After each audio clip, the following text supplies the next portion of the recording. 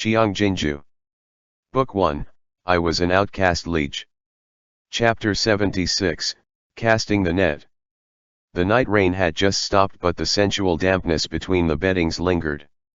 The hot springs had been renovated anew. Although it was small, it was complete enough. With his clothes draped over him, Xiao Qi fed his horse and gerfalcon. All that could be heard on Mount Feng at the third quarter of the hour of Mao was the sound of water dripping from the eaves. He soaked in the mountain breeze for a moment with the front of his clothes opened. The chill of early spring gradually calmed the stimulation and excitement that had lasted all night long.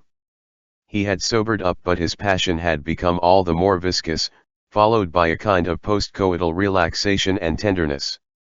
This was the pleasure of indulging in desire. Xiao Qi removed the saddle on Lang Tao Shuijin's back and gestured to Meng. Meng promptly spread its wings and flew out of the eaves into the forest. Xiao Qi turned around to enter the room, where the heat and dampness had yet to recede. Shenzhequan was sprawled over the pillow with the blanket over him. There was no way to tell if he was asleep or not. His half-exposed right ear was still wearing the earring. Xiao Qi lowered his hand to take it off for him and in passing, rubbed his ear that had gone red from being clasped by the earring. Shenzhequan let out a sound. He had yet to fall into a deep sleep. He lay there for a moment, then slightly opened his eyes to look at Xiao Qi and said in a hoarse voice, "It's time we leave." Xiao Qi rolled over and lay down beside Shenzhequan. He looked him in the eye and said, "It's a day off today. It's still early." Shenzhequan uttered a sound of acknowledgement and said, "There is still work to be done in the imperial prison." Such a busy man, Xiao Qi grasped his fingertips and pulled him towards himself. "In just one day, you rose to the position of northern judge, and you were also promoted to vice commander position. The people you have to deal with now are all noble descendants of hereditary ranks. It's going to be hard for you to manage them. There's bound to be someone who would try to trip you up with underhanded means." Shenzhequan said, "It's not easy to be the son of heaven and the officials in his inner ministerial circle." The way that Shenzhequan lay basically had the word sated written all over his expression. The two of men looked at each other for a moment. Like the gentleness after a rainstorm, their kiss was both light and slow. In this humble thatched cottage, they wholeheartedly bared themselves to one another. It was as if in these few hours that they left the Chu capital, they could cast aside all the so-called maturity and prudence to become young men of similar ages. Xiao Qi whispered, "This place is too small, with the view of the sky all blocked by vermilion walls, and the mountains and plains all surrounded by cities. Lang Tao Shuijin can't run to its heart's content. When we return to Liege someday in the future, I'll take you galloping all over Hanjian mountains." Shenzhequan pressed against his chest and asked, "Is the moon in Liege as round as the moon in Duan province?" Xiao Qi thought for a long while before he said, "I've already forgotten." "Is the grass in Duan province as tall as the grass in Liege?" Shenzhequan also replied, "I've already forgotten." They suddenly burst out into laughter, dispelling that bit of melancholy. Shenzhequan took in Xiao Qi's scent as Xiao Qi pressed his chin against the top of Shenzhequan's head. Xiao Qi said, "Let's go together." Shenzhequan said, "Home." Xiao Qi tightened his arms around Shenzhequan and said, "Home. Let's ask Ji Gang Shifu to go together with us. Liege is so big, there will be plenty of places to stay." Shenzhequan laughed out loud and said with lowered eyes, "Shifu wants to return to Duan province. I'm afraid we won't be able to go together." Xiao Qi also lowered his eyes and said to him, "As long as we are out of the Chu capital, we will be able to go together. Even if it's to the ends of the earth." Shenzhequan met Xiao Qi's gaze and said, "The wolf pup should be in Liege. Otherwise, it'd be a pity for it to become flabby due to a long period of inactivity." Xiao Qi's eyes were calm and serene as he said, "Liege has my eldest brother, and the Liege armored cavalry has my father. Horse racing is the only thing that suits me." Shenzhequan lifted Xiao Qi's chin and gazed at him. He said, natural talents are bound to have their own uses, it's just that the time has yet to come.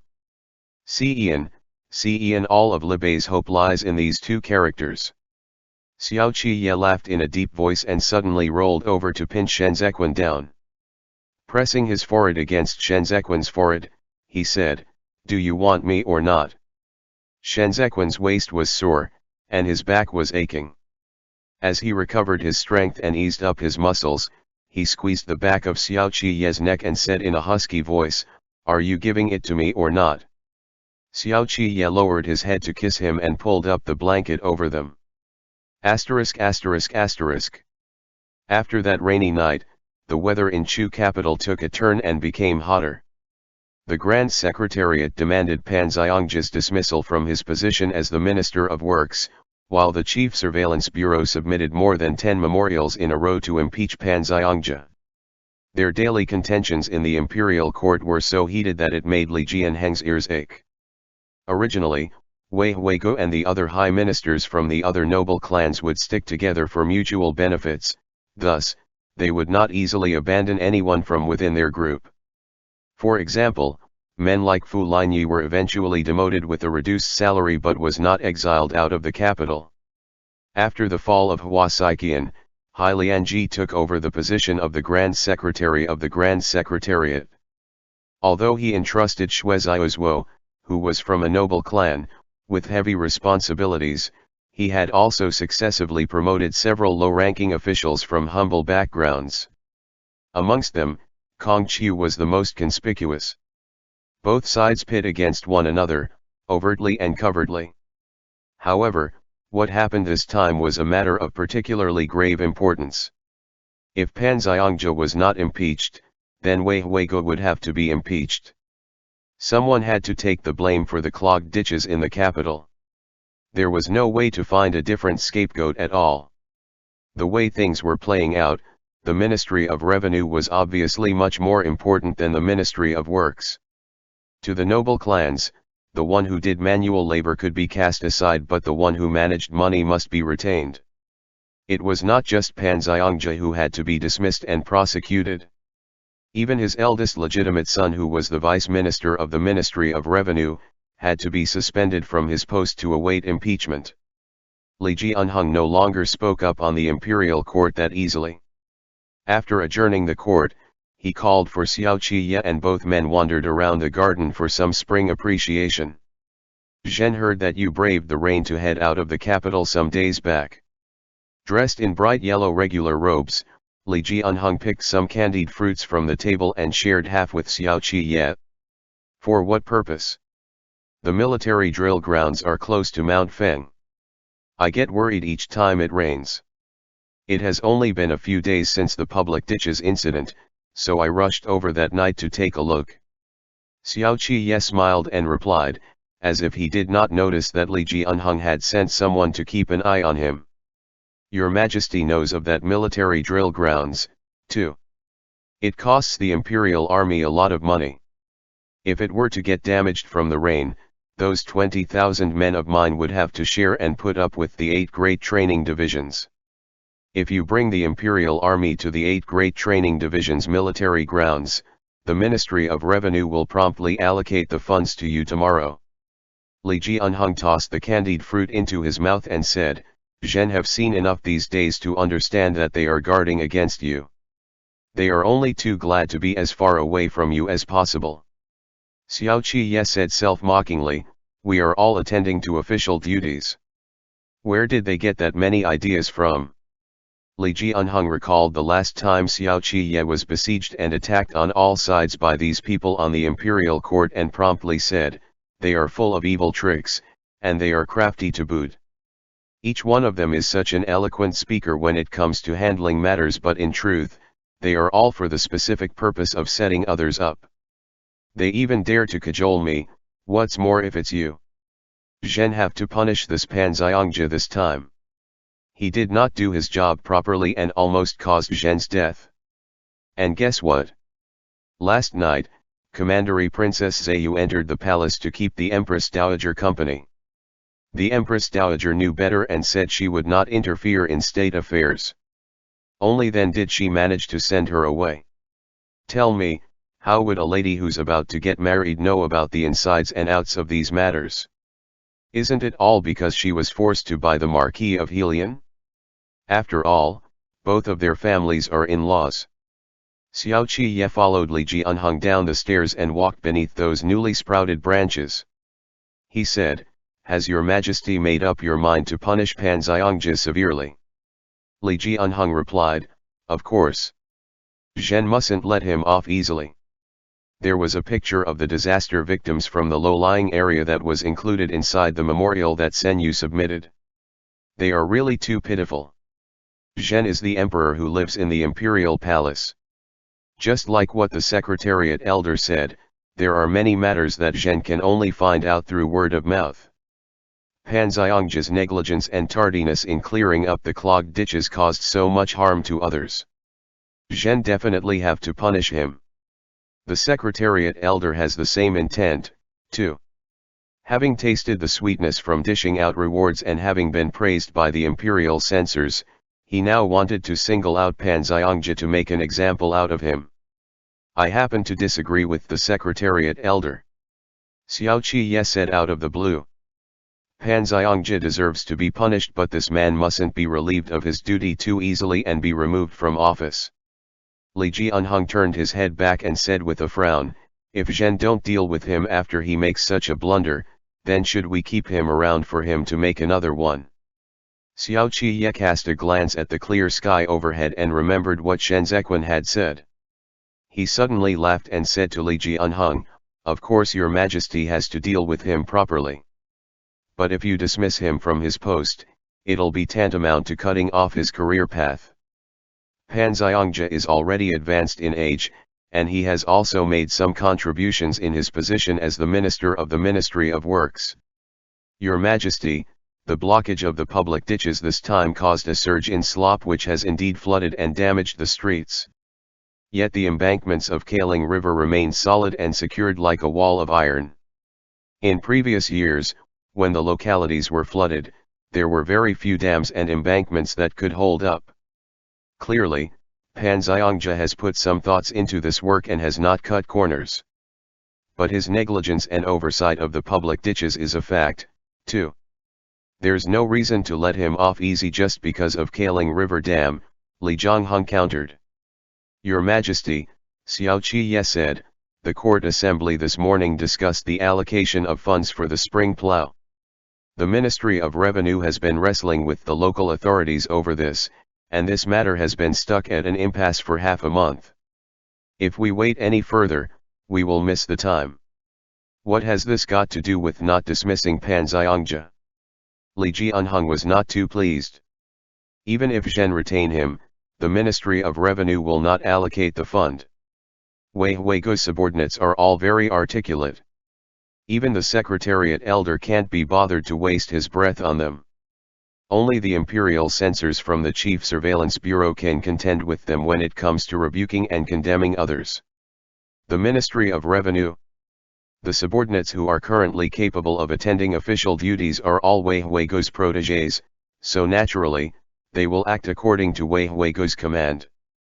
But Pan Xiongji's son, Pan Lin, also happens to hold the post of Vice Minister of the Ministry of Revenue. If your Majesty can simply go through the motions in dealing with Pan Xiongji this time, then their Pan clan who was graced with imperial favor, will surely remember your Majesty's kindness. By then, his son would be just like your Majesty's son. If your Majesty needs to deal with the Ministry of Revenue in the future, you'll have your own man in the Ministry of Revenue who can speak up on your behalf. Furthermore, once Pan Xiongji is dismissed and prosecuted, the Ministry of Works will have to nominate someone else to take up the ministerial post. The new person may not necessarily be more loyal than Pan Xiongji. Xiao Qiye paused here and let Li Jianheng think for himself. Li Jianheng took a few steps and said hesitantly, "But if he's not dismissed, there still has to be a punishment that can convince the masses. Pan and Fei are related through marriage, while the Fei and Shi families are close to each other. What they don't lack the most is money. Your Majesty can find Pan Xiangja and get him to cover all the expenses incurred during the dredging of the public ditches, then hand him the punishment of flogging. Flogging? Liege Unhung said in astonishment. He's already so old. Won't he be beaten to death? How is he going to mend his ways and be grateful to His Majesty if we don't let him have a taste of death? Xiao Qiye smiled. Let the imperial censors rebuke him to their satisfaction. By the time your Majesty summons him for an audience again, he will be deeply grateful even if your Majesty tells him to bark like a dog in public, let alone cover the expenses. Delighted, Liege Unhung turned back and said to Xiao Qiye, as usual, you're a resourceful one. Wei Huigo is also the one who ran the audit of the expenditure this time. I fear that he may falsify the accounts out of impure intentions. So, it's still better for your Majesty to go over this case again and act with prudence. As expected, Liege Unhung looked to be put in a spot as he said, this is a job for the Ministry of Revenue. Where would I find the man to do that? The other ministries can't interfere in this matter either. Then find one of those in the Ministry of Revenue to do it. The official at the top can't give a clear explanation, but the lower officials at the bottom are all honest men who actually carry out tasks for your Majesty. Xiao Qiye brushed aside a branch and seemed to think about it before he continued, I met a competent official at the Temple of Penitence during this incident. He was the one who kept records of the accounts for the medicinal herbs which the Imperial Army had submitted earlier. Even the Secretariat Elder was full of praise for him. Your Majesty, how about letting him try? Overjoyed, Liege Unhung said, if even the Secretariat Elder has praised him, then we can't go wrong with him. Xiao Qiye said in a steady voice, this man's name is Liang Qiushan. ******. Shi Hongxian was taken into custody in the prison. He originally thought that with Liege Unhung to protect him and Xue Xiaozuo to use his power to help him, he would be quickly released. Who would have known that he would be locked up for so many days?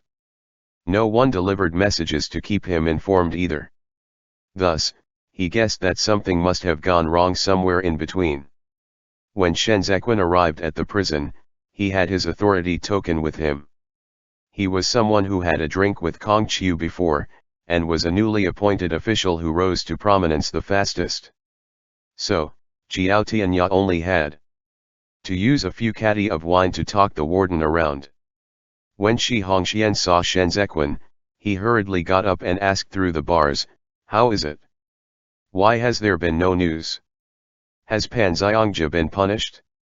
If so, then when can I be released? Although Shen Zequin had his authority token hung, he was not wearing his official robe. He was dressed in a dark blue normal robes with his collars tightly secured. His facial features were enveloped by the dim light when he entered, and the contrast of his clothes against the color of his skin made him look extremely fair, with a hint of frostiness. You're still waiting for Pan Xiangja to be prosecuted?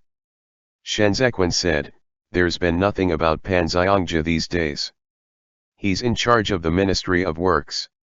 How will they justify it if they don't punish him after there's such a big problem with the public ditches? Even His Majesty won't be able to justify it.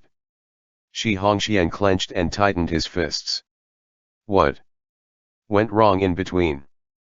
To shirk responsibility and shift the blame, Wei Huigo relentlessly latched onto Pan Xiangja. But as you are aware, things can backfire when it's done to the extreme. Even a jade rabbit can bite humans when it's forced into a corner, let alone Pan Xiangja.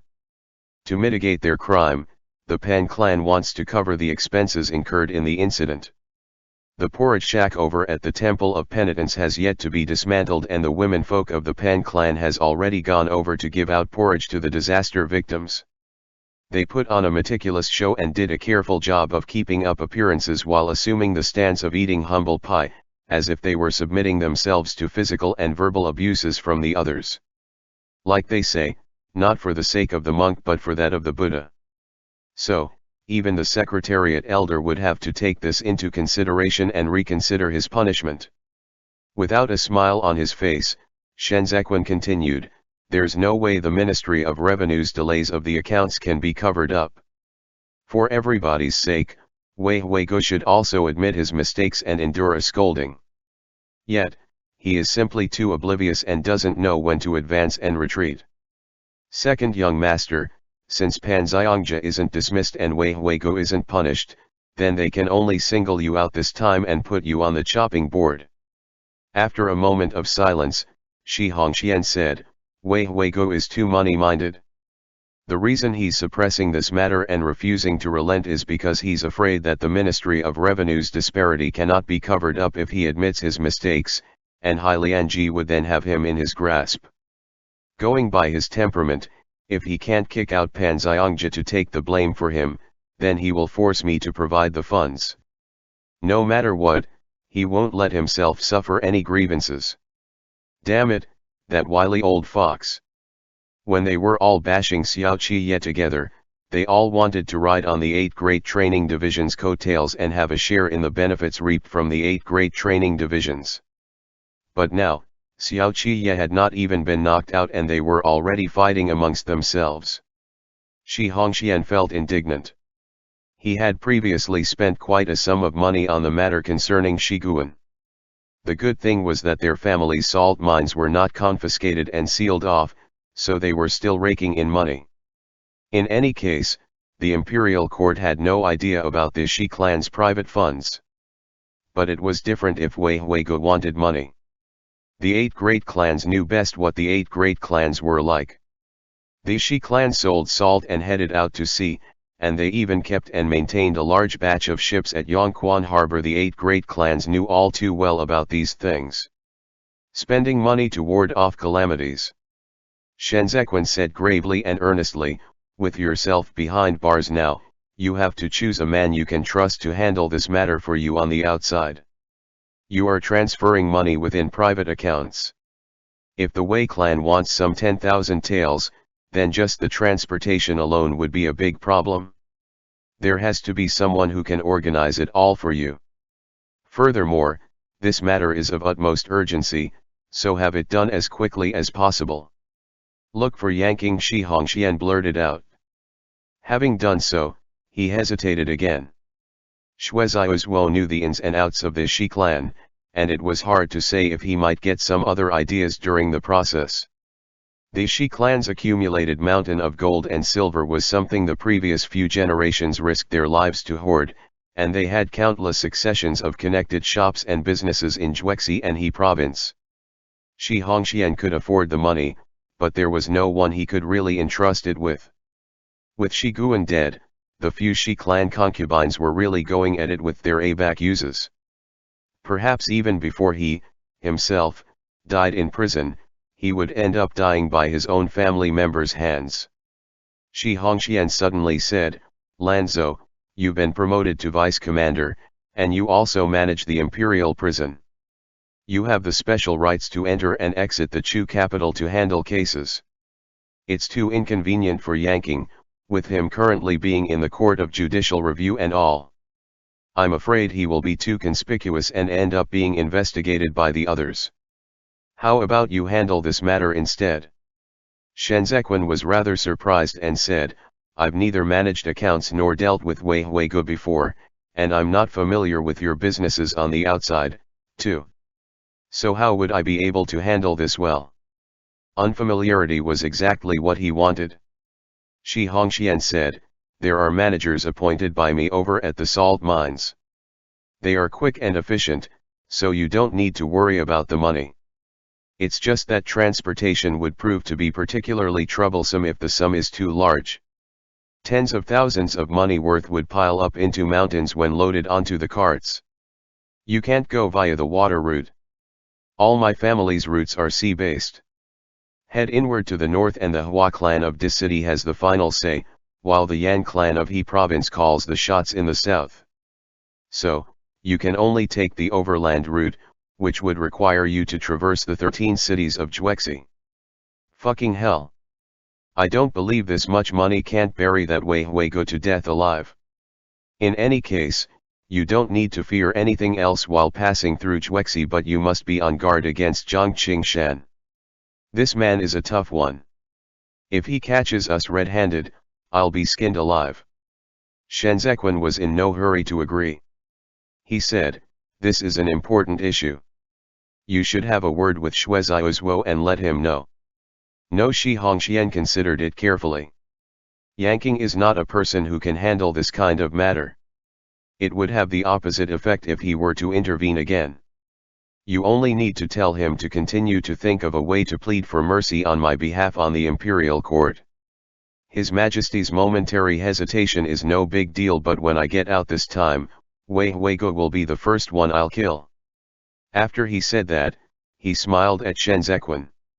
There's no need for you to panic. I know you have never conducted a business transaction before. I left a bookkeeper in my residence in the Chu capital. His name is Shi Dan, an old hand in my employ. Let him accompany you. I'll naturally have my own plans once I see him. Shi Hongxian was thinking quickly over things. He did not dare to trust Shenzhequan completely just yet. He remembered how Ji Lei had been played to death, so he held back and insisted on seeing his own man before he would take out his money. The Shi clan's keys were in a place that only he knew of. Without those keys, all the Shi clan's money vaults could not be opened. Give it a few days. Shenzhequan said softly, I'll bring him to see you. End chapter. Note, the hour of Mao is around 5 to 7 a.m. Qiang Jin Jiu.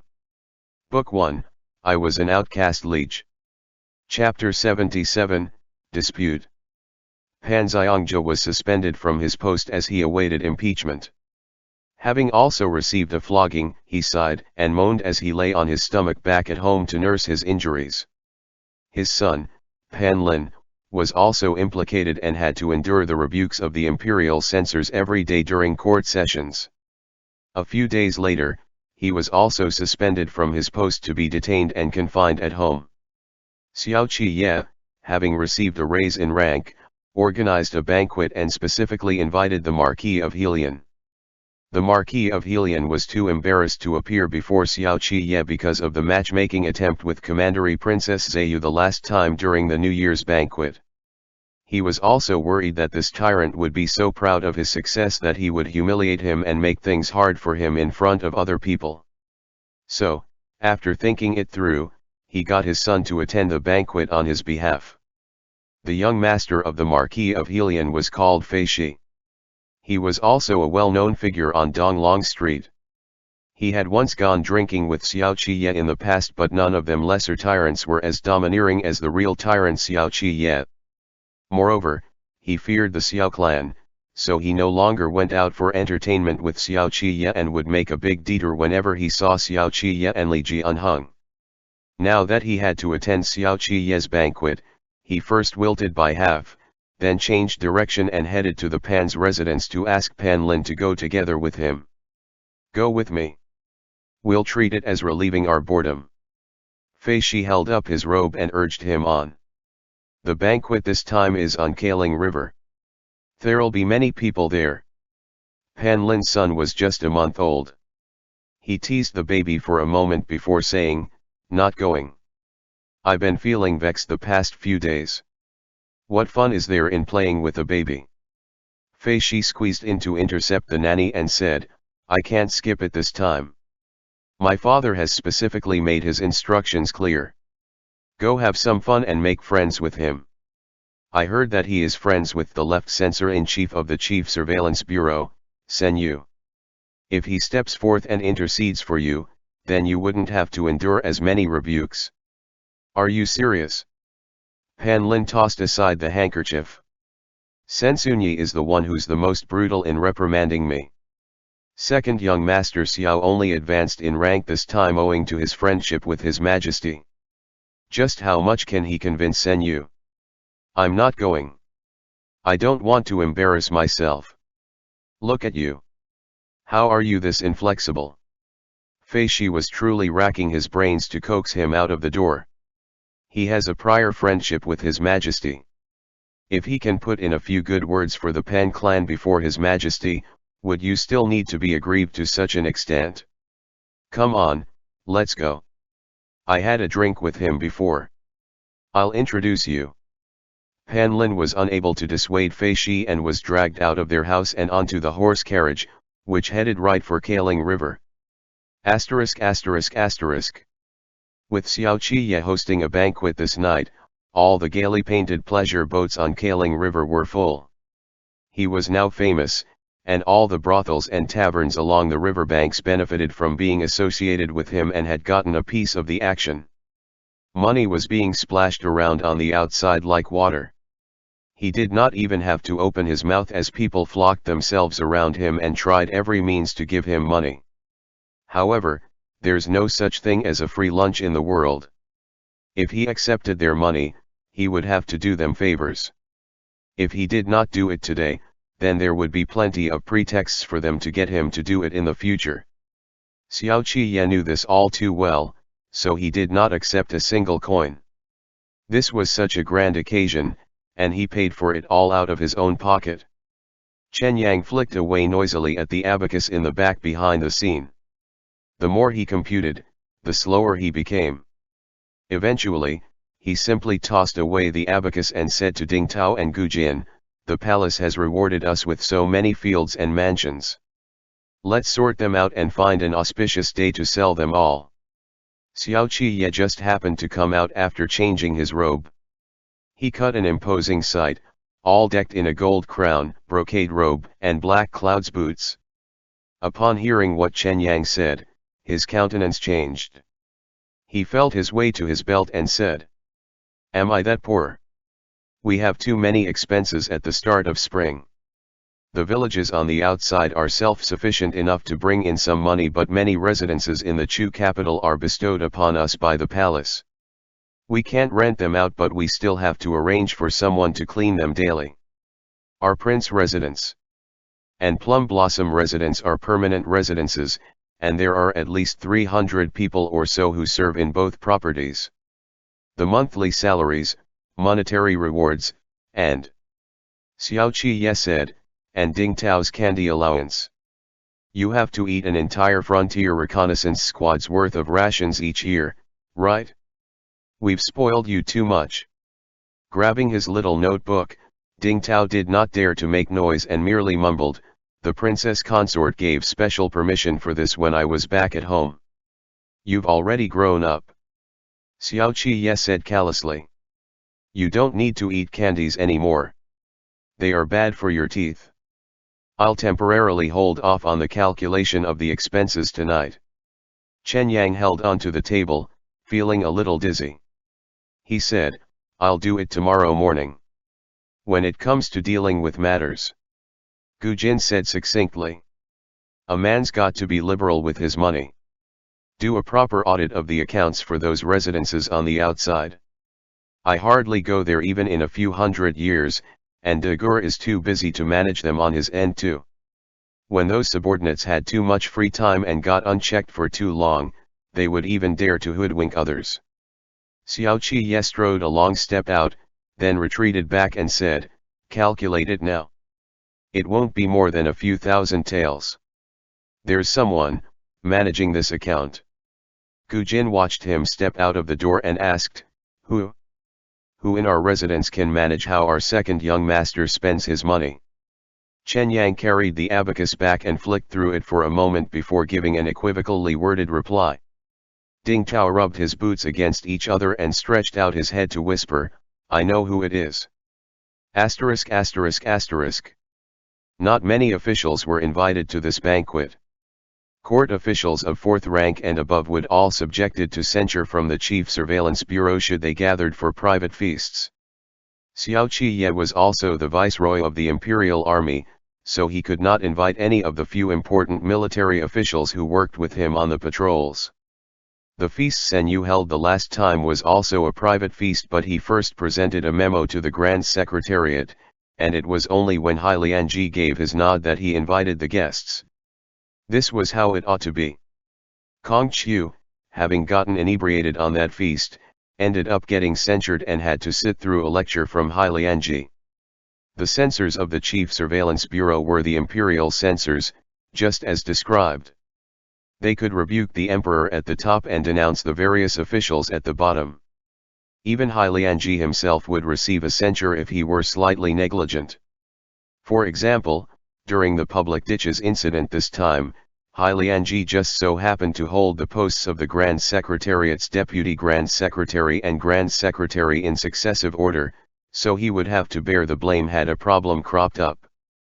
In the beginning, when Liege had just ascended to the throne, he found the dragon throne in Mingli Hall so hard that his buttocks ached if he sat on it for too long.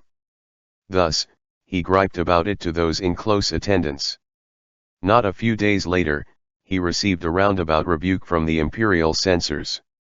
To this date, he never dared to bring up the matter of padding it with a thick cushion again. Xiao Qiye could not invite those authorities in power, but he could invite the nobles, or more specifically, the distinguished nobles. As long as it was a person of a hereditary noble rank, he invited them all. Most of these rich young masters with noble titles but with no real power had someone in their family to back them up, so they could have fun all they want with a peace of mind. One such example was Fei Shi. His father was still alive and in good health, and his elder sister was about to marry a man from the Han clan, so he did not have to worry about his daily essentials like meals and clothing. He was not a good student either, barely learning anything. All he did the whole day was to loaf around. The moment Fei Shi stepped off the sedan, he dragged Pan Lin over to meet Xiao Qiye. "Your lordship, congratulations." Xie Qi laughed and said, "I'm glad that young Master Fei is willing to honor me with your presence today. Please drink all the wine you want tonight." Seeing how approachable he was, Fei Shi could not help but relax. He said, "Your lordship is generous. Then, I shall not leave sober tonight." Xiao Qiye looked at Pan Lin and said, "Vice Minister Pan, please drink to your heart's content, too. Is His Excellency Pan getting better these days?" Hearing his usual tone, Pan Lin, whose heart had been in his mouth, relaxed a little. He returned the greeting and said, "Thank you for your lordship's consideration. My father's health is fine. It's just that he feels ashamed in the face of His Majesty's graciousness and has been facing the wall to self-reflect on the errors of his ways these days." Xiao Qiye seemed to sigh with emotion as he said, "His Excellency Pan is a veteran minister who have served for 3 reigns. He acts with prudence and is conscientious in his handling of state affairs. It's truly a pity for him to meet with such an unexpected misfortune." Pan Lin had been suffering setbacks day after day. He had pleaded with a great number of people to intercede on their behalf and have their sentences reduced. Other than the Fei clan, who still had the heart to help them out of their difficulty, the others all came up with every kind of excuse to turn him away. He was born as a legitimate descendant of a noble clan, and his career had been pretty much smooth sailing. It was only now that he had a taste of the world and found out just how fickle and hypocritical society was. Thus, he was greatly surprised and touched by Xiao Qiye's words. "My father," Pan Lin felt emotional, but knowing that etiquette must be observed, he forced a smile and said, "Forget it. I'm here tonight to congratulate and celebrate your lordship's success, so let's not mention anything else. Your lordship, congratulations. I'm just blessed to have His Majesty shower kindness and favor upon me. All I did was to carry out the task of rolling and crawling around in the mud. I can't be compared to the Vice Minister and His Excellency Pan, who worry about the state all day long." "Chen Yang," Xiao Qiye turned aside. "Invite the young master and Vice Minister Pan onto the boat and serve them well." Chen Yang bowed and respectfully led them both inside. One side of the ship's interior was draped with hanging sheer fabric, and the sound of pipa flowed into the night. The seats were arranged according to levels of superiority. Chen Yang led them both to the seats of honor. Seated at this table were all descendants from the noble clans. Pan Lin saw a few acquaintances, but he did not greet them. Seeing the unfriendly atmosphere, Fei Shi hurriedly got up to mediate. He said, "Isn't this eldest young Master Shui? What a truly rare sight. Xue Xiaoyi was Xue Xiaozuo's elder brother of legitimate birth. But this person had neither talents nor brains and relied solely on his legitimate birth to trample over Xue Xiaozuo for many years. He was an ambitious man, and now, after seeing the Pan clan on the decline, he was starting to give Pan Lin the cold shoulder. Xue Xiaoyi drank his wine and merely said, "Aha, and how is young Master Fei doing?" Fei Shi jabbed his fan and said, "Me? Not too bad. What has the eldest young Master Xue been doing lately? Did you just come out for some fun?" Looking haughty, Xue Xiaoyi said, "I'm busy. I have been studying some books that are the only copy extant from the previous reign." Fei Shi smiled and said, My. The eldest young Master Xue is a man of great talent. So why do you have time today?" All this while, Xue Xiaoyi had his side to them, as he was unwilling to even look Pan Lin in the eye. He said, "I heard Yao Wenyu has returned to the capital. I thought I should be able to see him here tonight, so I came. There are some issues I need to talk to him about." Pan Lin had been tolerating him for a long time. Seeing this attitude of his, he promptly sneered and said, "Not necessarily so. The queue of people who want to pick Yuanzuo's brain stretches all the way to Hanjian Mountain in accordance with their learning and accomplishments. It's pointless even if the eldest young Master Xue hangs around here to wait. It's still far from your turn." What Xue Xiaoyi hated the most was the others making a dig at him for his lack of talents and shallow knowledge. He promptly set down the wine cup and said in a frosty voice, "Fine. I'm not worthy. But at least I still have a little self-awareness of my own limitations. I know my own worth. I know whether or not I'm deserving of sitting in this position." At his double-edged remark, Pan Lin abruptly rose to his feet. Xue Xiaoyi had a mean mouth, and he sneered when he saw Pan Lin go red in the face. Instead of being enraged, he chose some scathing remarks to throw out. "Come on, Chenzi, take a seat. Why? Are there nails on this chair? Everyone on this boat is looking at you. You are basking in glory tonight. Your Pan clan has indeed been impressive lately, even more so than the time you had your son." Pan Lin's first wife had previously died of illness, and there were a few times his concubines got pregnant only to suffer miscarriages.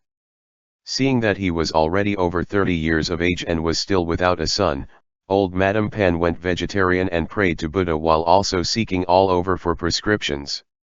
In order for him to beget a son, she stuffed batch after batch of women into his room, causing such a commotion that everyone knew about it and mocked Pan Lin behind his back for having an unmentionable affliction.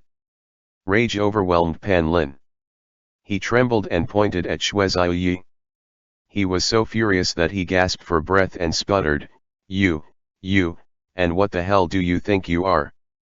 You let the illegitimate son beneath you take charge and manage the household affairs. You're simply, as dumb as a boorish boar." Xue Xiaoyi slapped the table and rose to retort, "You shut up. You are a disgrace to the educated class. You know dog shit." Pan Lin countered, "You're even worse than a beast." Being placed in the middle of these two, Fei Shi held onto his teacup as he was splattered with a faceful of spittle. He closed his eyes and yelled, "What the heck? Eldest young Master Xue. Chenzi. Stop quarreling. Why ruin a good banquet?" Xue Xiaoyi said, "Don't put me in the same category as him. He's not worthy. He doesn't even deserve to carry my shoes." Pan Lin looked to his left and right, then picked up the teacup and smashed it. This entire table was thrown into chaos. Fei Shi could not stop them. Both of them showed utterly no regard for their dignity as they tangled and fought with one another. Xue Xiaoyi stayed at home all year round. He was of small stature and thin. He was not skilled at fist fights or kickboxing. Subsequently, he was shoved to the ground by Pan Lin and ended up banging his waist hard. He repeatedly wailed, "Ow, ow. To think you dare to hit me, you." Pan Lin had nothing left to smash, so he took off his shoe and swung it to swat it right at his face, saying, I'm teaching you a lesson on behalf of old Master Shui. The hell you think you are? Your foul mouth ought to be slapped.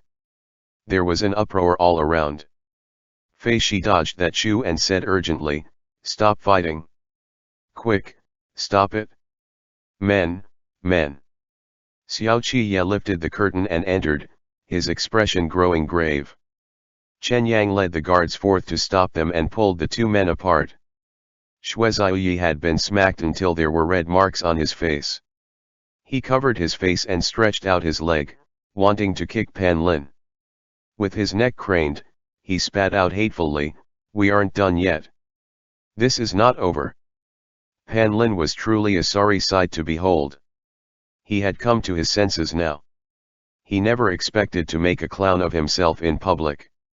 Avoiding all the eyes on him and enduring his misery, he said resolutely, "Even if this Pan Chenzi were to starve to death in the future, I'll never sit at the same table as you, Shui Ziyi. And even if our Pan clan of Dan City were to die out, I'll never beg your Shui clan for help." With that, Pan Lin tossed the shoe to the floor. He raised his head but did not look at anyone. He merely cupped his hands before his chest to Xiao Qiye. "This Pan Chenzi will compensate your lordship for spoiling your lordship's banquet.